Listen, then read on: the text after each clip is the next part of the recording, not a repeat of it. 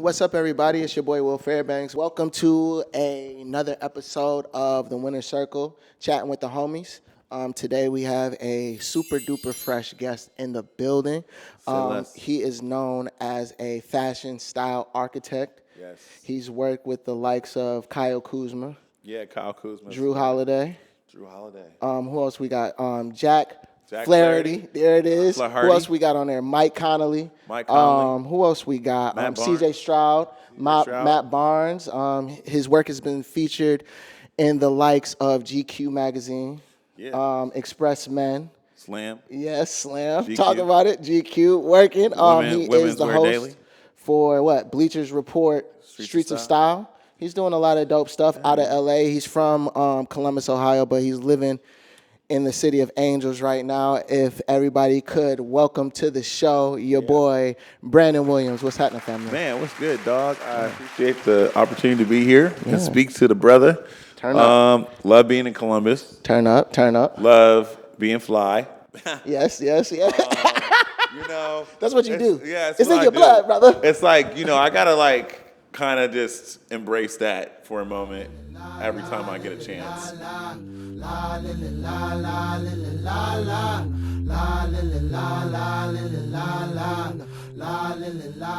When you talk about, so you say you love being in Columbus. That's where we're at currently. That's where you're from. Let's talk about your beginnings. I know that you're in the fashion world now. Yeah. And you're killing it, as we just talked about trying to. In that great intro. No, you're doing it for real. You're doing it. Tell us about how you got your beginnings. How'd you go from Columbus to LA? Yeah. I know that it didn't start in fashion, so I'm gonna let you go ahead and let us know. Yeah, dude. So born and raised in Columbus, Ohio. And man, like I said, I've always loved the city. I think I have a greater appreciation for the city now that I've gotten to leave and be around or travel around the world, and specifically the United States, but being able to see how much different every place is, and seeing what's available, what's not available. And I think I have a greater appreciation for Columbus because there is a lot available here that people just don't maybe take account for. And there's a lot more ease to what's available in comparison to what's available and the lack of ease in a place like Los Angeles. That's real. I got started, playing basketball. I was an athlete my whole entire life. And I've also, ironically, been fly my whole entire life. You know what I'm saying? So, but no, man, I grew up in church. Father was a pastor here for a long time. And, one of my favorite things about my childhood was getting dressed for church. I love suits. And so I didn't really understand that affinity back then and how that would contribute to where I'm at. But then also looking back on my childhood or my upbringing here is that being in Columbus and being obsessed with basketball, back in the day watching the Bulls and watching the playoffs and NBA on NBC, and then seeing Michael Jordan pull up in the MJ Ferrari, the black cat, all that, and Scottie Pippen with the suits and with the Pat Riley collars, all of these things as a kid I was paying attention to. And I didn't really understand. I used to be obsessed with drawing tennis shoes and houses. And so while people was playing Bulls versus the Lakers and, Super Mario Kart, I was in the house drawing floor plans and designing sneakers and then hooping. So, it's just been that and an evolution of all of that. One thing led to another. My sister is married to NBA great Michael Redd. He was the pride of Columbus, Ohio. And so shout out Michael Redd. Shout out Michael Redd, man. It's my guy. Everything you done, OSU baller, Milwaukee Bucks baller. It's doing good. It, with the lefty. And so again to cut to the base. So I went to school at Toledo. Went to OU first, then transferred to Toledo. I got a job, and really all my free time was put into finding marketing opportunities for clothing brands and finding opportunities to be fly. And so I embraced it. And Michael used to have a lot of things going on that I used to be a part of, and he would have me come and, show up, and I would be like, dude, I don't mean to outdress you, but I Right did. now with the fit. You No, see what I like got he on? was super fly. I'm not gonna lie. I was trying to make a joke, but like honestly, he inspired me. Hey, And his love. stylist was like, "Oh, you could totally do this job." And I was like, "What job?" And so then he explained it to me. I became obsessed with the idea. I broke up with my girlfriend at the time. I quit my job at the time, which was a good job, and then I moved to LA to become an intern. And from that point, I was an intern and I worked 3 jobs just to get to do one job. And that one job ended up paying off, and now here we are.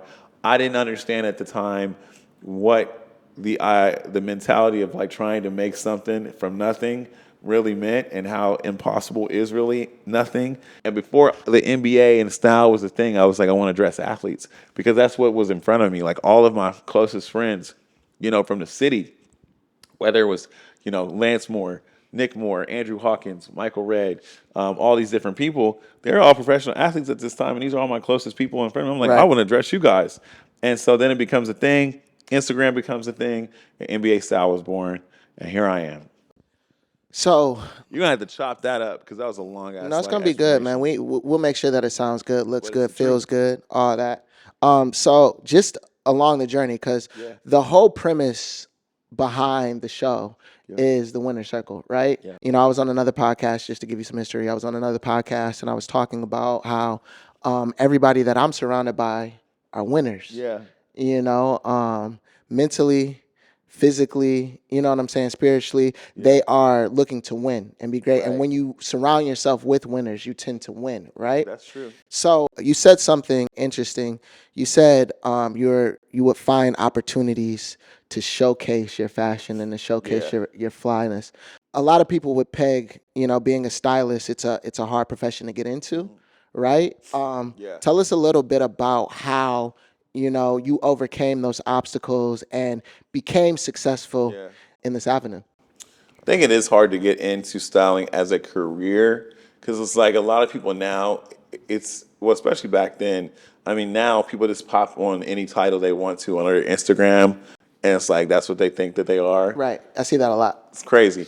You know what I mean? But back then, it was something that you kind of had to, like I said, you had to go like find somebody who's actually doing the job and being successful at it so that you can get the opportunities. Because it really is like this is a job that's like built on relationships.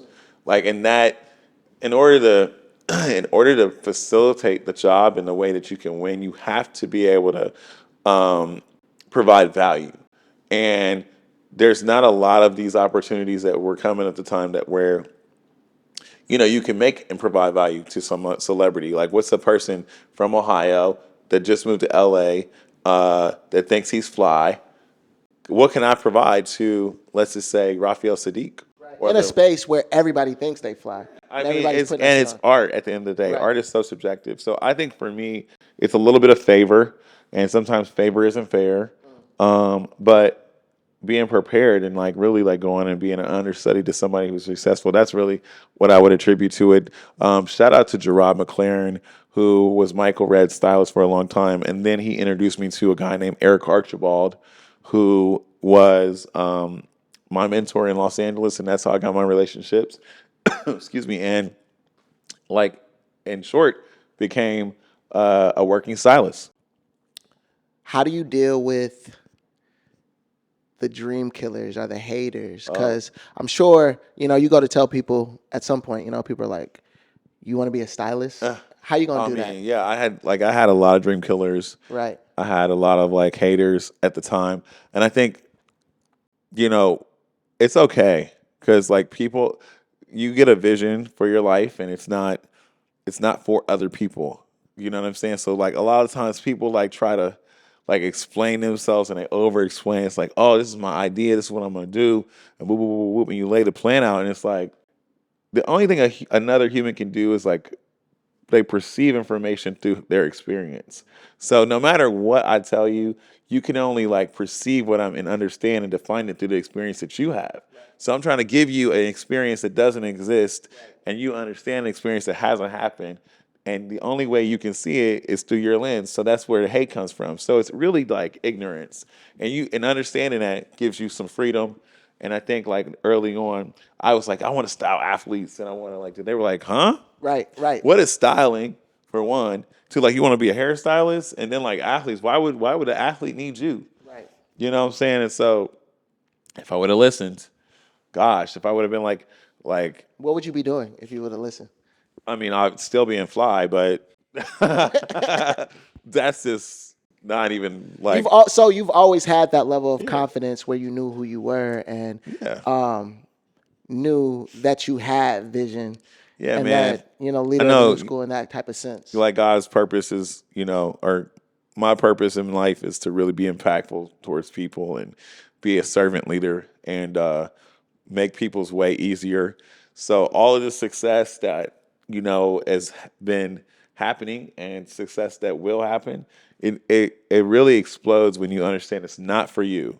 Like this is not for me. Like Facts. I think a lot of people miss that. I have conversations with yeah. people all the time. JP, shout out to JP behind the camera. Jay Homie, I Pizzle. talked to him about the characteristics of a king, right? We're but servants. That's what it is. And that's our whole job. When people see the lights and they see the great things that we're doing, it's like, it's not for me at the end of the day. Yeah. And when you remove yourself from the equation and see that, all right, this is for service, it kind of changes your perspective on everything. So it's interesting to hear you say that because it's wild because I talk to a lot of people, a lot of winners, and a lot of us hold that same mentality. We hold some of the same pillars. Let's talk about like the characteristic that goes into being successful. What are some of the things that you hold at the forefront of your mind and just carry with you along the journey? Yeah. I think my pillars are of success would be obviously rooted in service. I think love is like a big part of it. Showing people love is just, man, it's just like the best feeling. Trying to be like, I have this concept or obsession of like being the extraordinary in people's ordinary. Like, and what that means is, we all live in our ordinary lives, our ordinary routines, and like finding a way or having like a real conscious effort every day to, you know, make somebody's day better, make somebody smile. I mean, a lot of times that kind of courtesy or that kind of thoughtfulness is really reserved for, people's loved ones. Like, if you got a girl or significant other, it's like, oh, I'm going to do something nice for my significant other or whatever. But like, just think about how meaningful that is if you did that for your friend, if you did that for your work partner, if you did that for your team member, and in a really unique way, like tailored that effort to make their day better. And when you make a habit of that kind of things, you get really like people that are working not just for you, but they're working with you. Not just believing in you, but believing for you.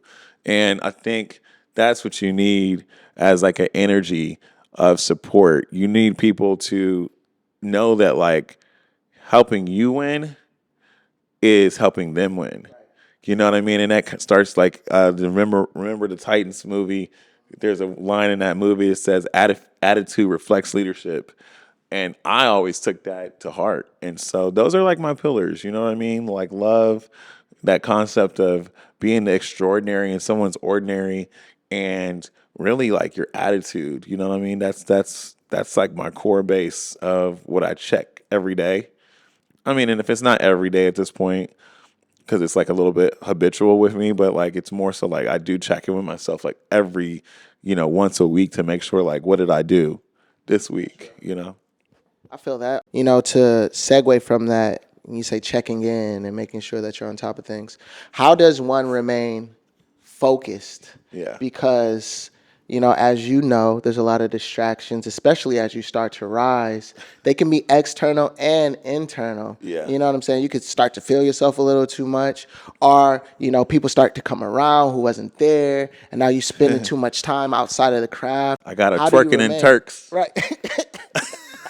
Distractions. Hey, they everywhere, right? Man. Especially as you ascend. Yeah, man, for sure. Distractions, that's a great question. I think distractions are they're never gonna be, I mean, if somebody's not distracting you, be distracting yourself. Right. So it's like, again, you do have to just be in constant like communication with self.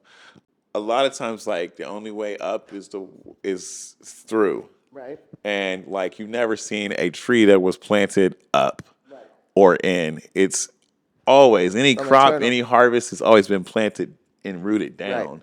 So you got to get to the surface, you got to get to the foundation, and you got to build up.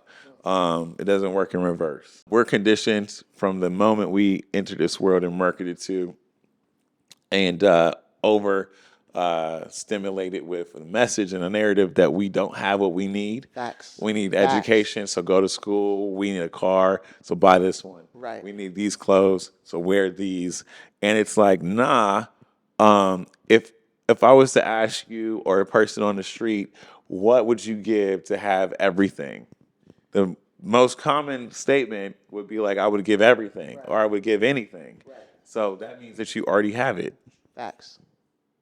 Facts. If you would give everything to get everything, that means you already have everything. Hey, these are facts. These are facts. We are the destination that we achieve, or we are the destination that we aspire to get to. Facts. Always. Facts. So, Facts. I love that answer. So bars. you said take that one. That one's for free. That one's for free.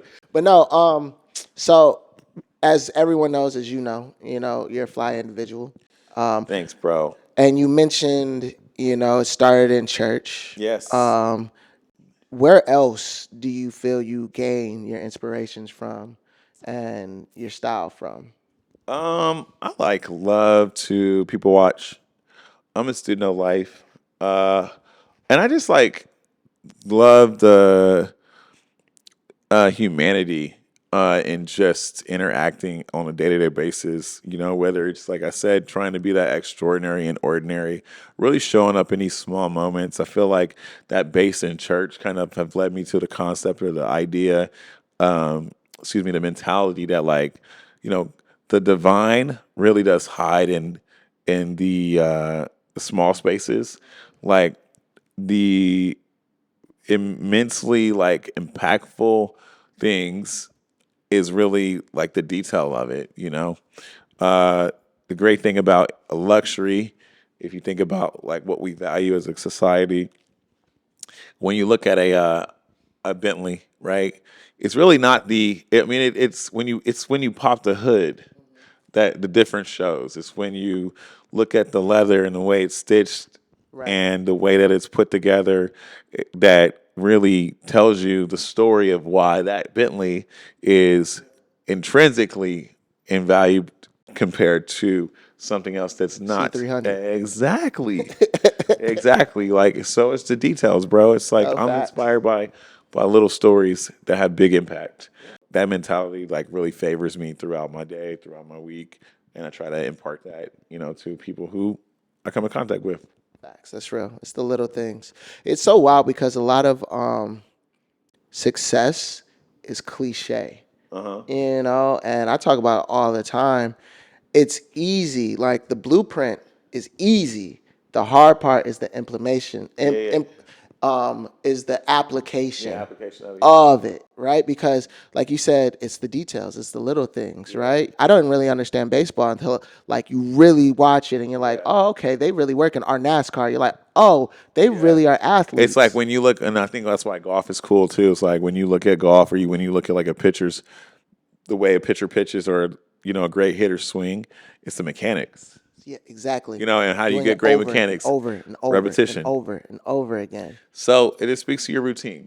It speaks to the details of your swing, how you swing at life, how you swing at work. What's your routine look like? Mine? Yeah. I woke up like this. My routine is, man, it changes, dog. I think for me right now, I'm trying to focus on wellness, and slowing down. So I have implemented a physical health. So working out, going to the gym, eating right, sleeping, that's important. And then really letting these creativity streams and conscious streams of just ideas and being inspired come and not interrupting those. Sometimes just because you get some sleep don't mean you got peace. And just because you get some sleep doesn't mean you got rest. So I, for instance, could go to bed at 9 o'clock and get sleep, but I'll be in my bed thinking about some stuff that like is inspiring me and not making no progress, not writing it down, not, reaching out to people that I want to like work with. So just allowing myself to be a student to my body. I think what they say that the mind can't the mind can't process what the body responds to. So sometimes like you'll get tired or sometimes you'll get excited. It's like your mind is not comprehending like what's going on, but your body's already responding to like what it is. And so I just listen to that. That's what I'm learning to do right now. Listen. Yeah. Listen, pay attention. I feel that. Mike Connolly. Yes. That's somebody that you Shout work out to with Mac 11, Mike Conley. on the regular. Were you with him yesterday?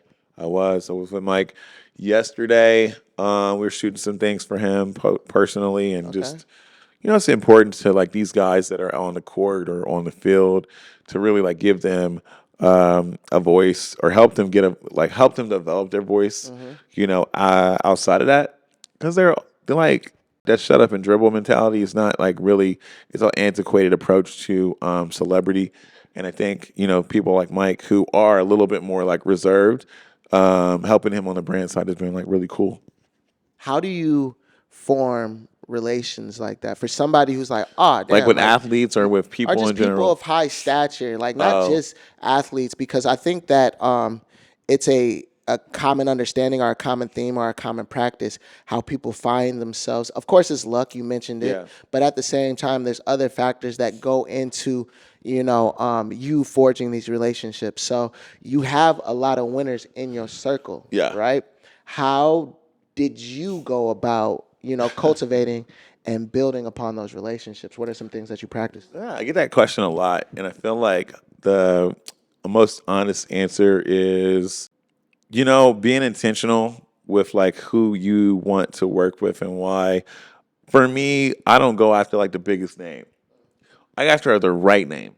Facts. It's like I like to lean on this statement, and I think I came up with it. I don't know, but it might be too good for me to like. He said, "I think I came it up." Might bro, be if I heard this statement before you, bro, I'm gonna call it. I know. So it's like thirst kills the appetite. Okay. Have you heard that before?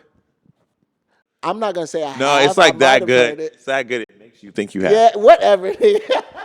I'm telling you. That's funny. Thirst kills the appetite. No, I feel you. Go on. Go on. So the reason why I feel like that is applicable here is because there are so many times that you can look at things and be like, oh, I would love to chase that clout. But you can chase yourself right outside a window and fall so flat. Real. That's like, so real. Let me go chase this skyscraper and you know what I'm saying? You end up falling off the top of the ceiling. But yeah, like for me, really being intentional about who I think is a good fit for me and like doing what I have in front of me to, I think like send out like a signal or like some type of like energy that communicates that I would be a good fit in a way that those people can see it. And, for Mike, I met Mike Conley through my brother-in-law, Michael Red. And so they have a similar nature, personality. I can see and that. You know what I mean? And so like it just doing a good job for Mike allowed me to be recommendable or referable, to Mike Conley. And Mike Conley, has always referred me and brought me into his circle. And there's been business that has forged out of that connection as well. And you don't chase it. Like I don't chase it. I don't pitch myself to people like that. Like at this point, it's just like, look, if it's for me, it will be for me. And you're doing the work to the point that they can see it. Yeah. I think it's interesting. You said that the work that you did for Michael Red got you in the room with Michael Connolly.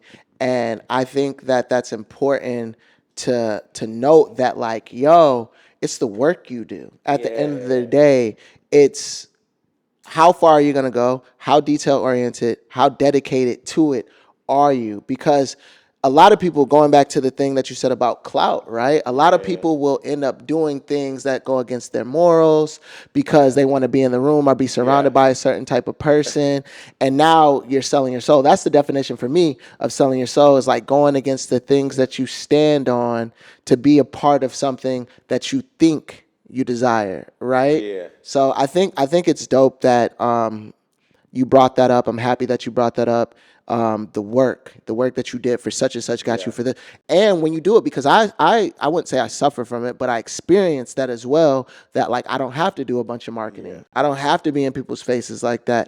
It's just a lifestyle. It's the work that I do on the day to day that gets me in these positions. Absolutely. And I think like once you get off to a running start, man, making yourself available and like that service Yes. element is like huge. Like for instance, like now there's a lot of things that happen because I make myself available. Like I don't make it about money.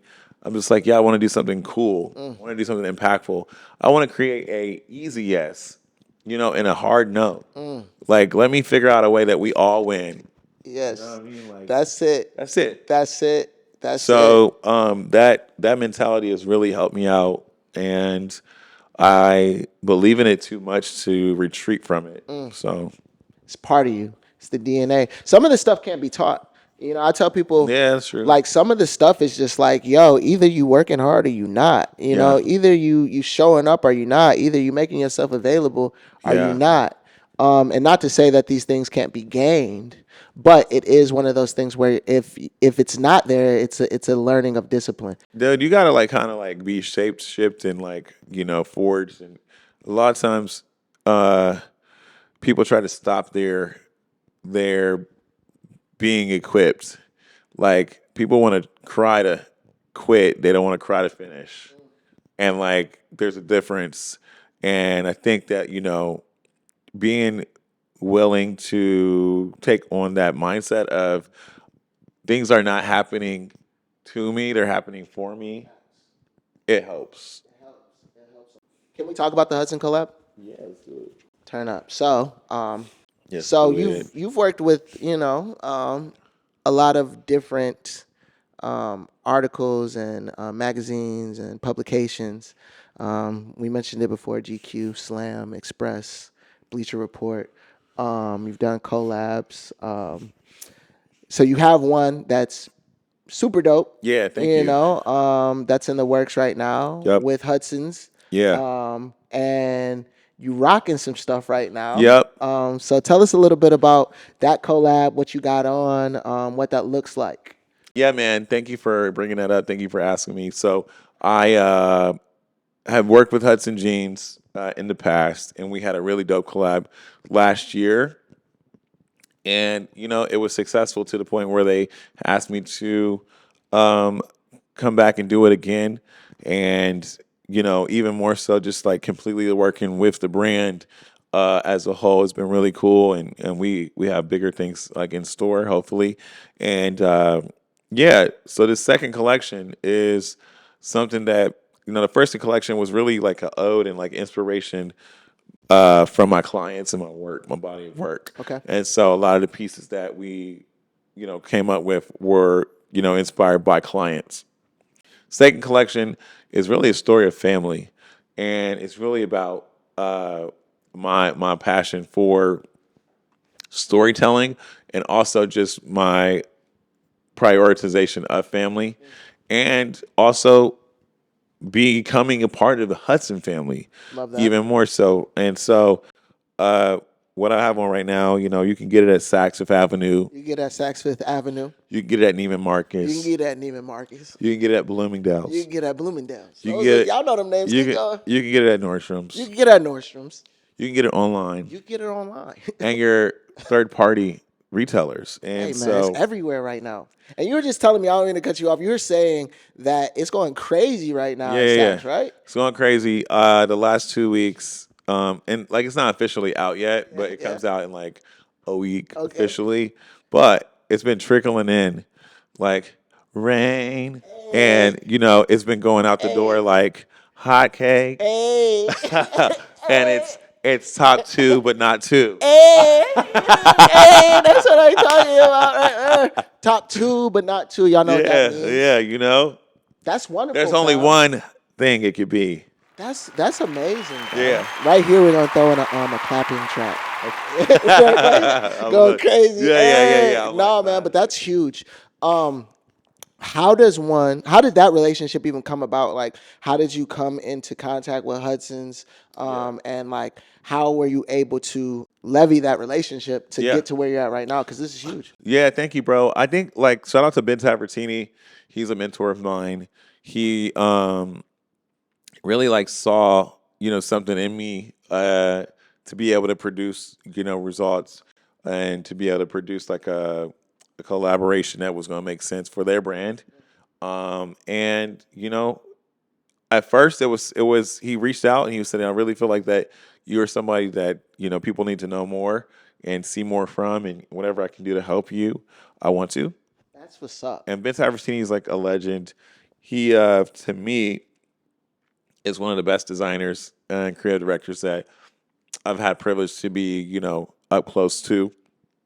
His brand Unraveled, his brand of Butte, the One Archive, and like this is like had many projects that I've just loved, and so to work with him alongside with him has been cool, and it's been successful. And so now, just having a vision, now it's like a thing where beyond the collaboration, I really do feel like there's things that are going to happen with Hudson on the women's side, on the men's side, that I'll be able to, influence and really be able to put a different lens to, and create an alternative pulse that is going to promote growth for the brand. Super dope. Yeah. Super dope. Tell us about the fit that you got on right now, Okay. and like the Well, inspiration behind the it. color And is Detroit blue. turn up, turn up. It's got Uh, like a worker's feel yeah, to it's it. heavy. Like It's it, heavy but still light. yeah. The material is dope, fam. So this shirt is called the Pop shirt, and it's inspired by my dad. It's called the BKW shirt actually, and it's inspired by my dad in Detroit blue because my dad used to take me to Detroit. We used to go to Detroit for Easter suits. We used to go get his shoes and his suits a lot of times tailored in Detroit Fire. and Georgetown. So that was just a part of my childhood. So that's an ode to him. Shout out to Pops, the Bishop. Bishop Bishop Williams. Yeah. And then these pants are the Akia cargo. Okay, Akia's my fire. sister. Back in the day, she used to always wear cargo pants, back when it was like lit. And Shout now out it's to Akia. yeah, shout out Akia. That's love, Akia man. Red, what's up? Akia Red, we got the Akia cargos in Detroit blue.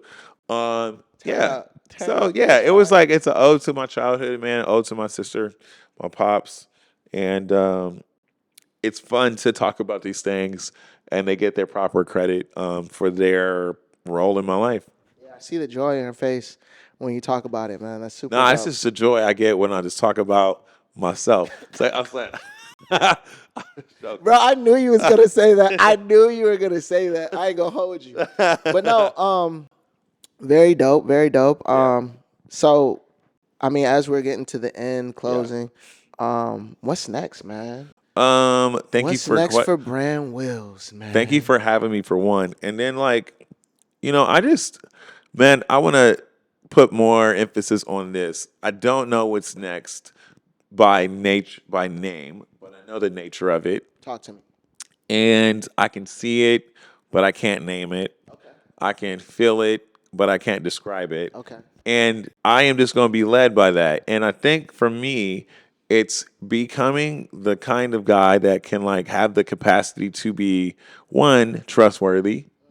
The most successful people in life are the ones who are trusted the greatest.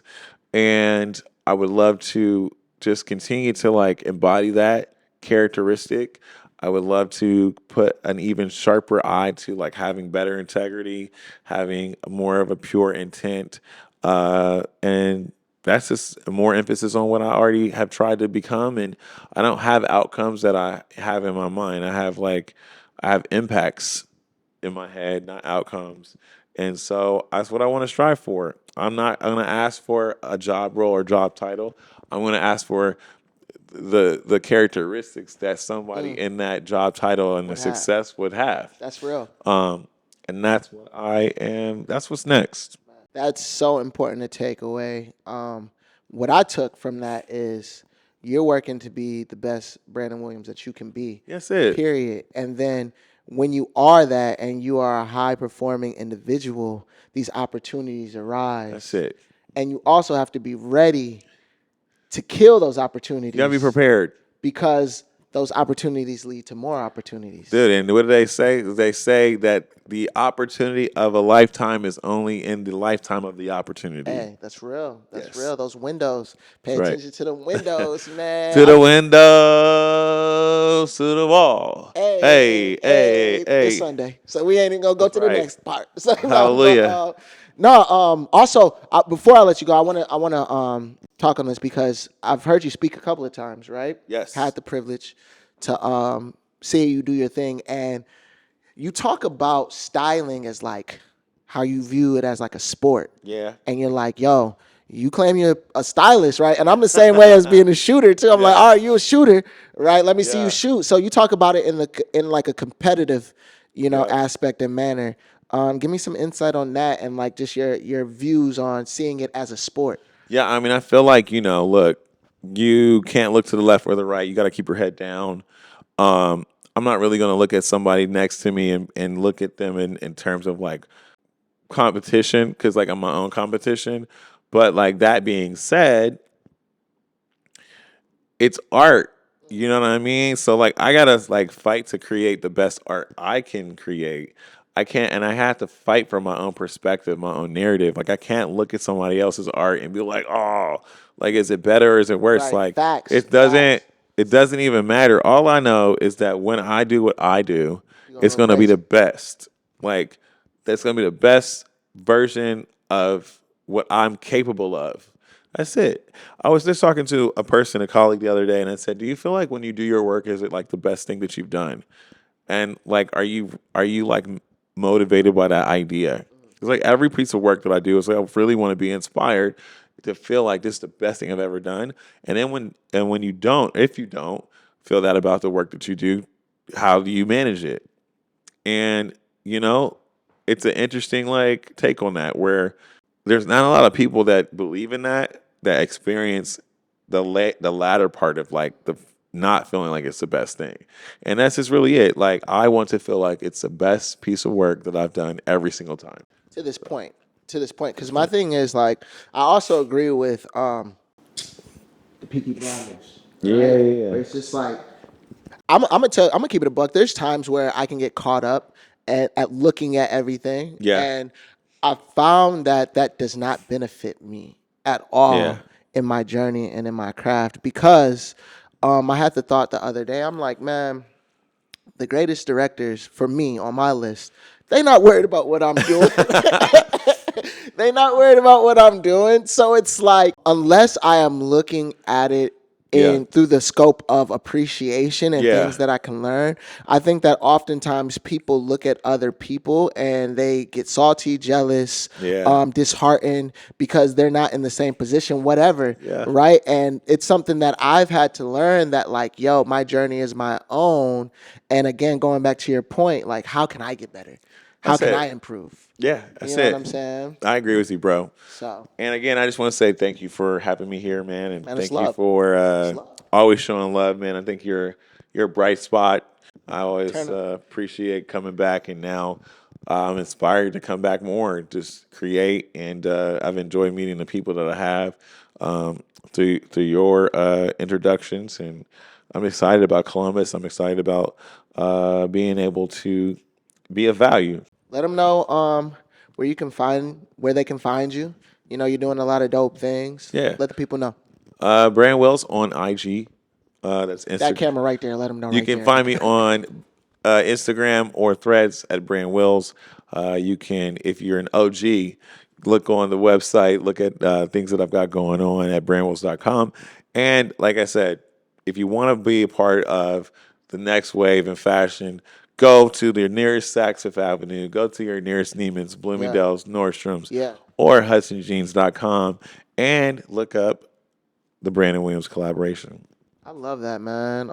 Again, B. Wills, thank you so much you're for so coming welcome. on, family. It's a blessing to hear from you, learn from you. I'm excited for the things that we have coming up in the future.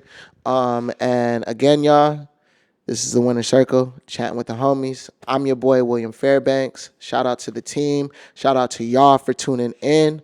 And always remember to be great. The world is yours, and it's love. Peace.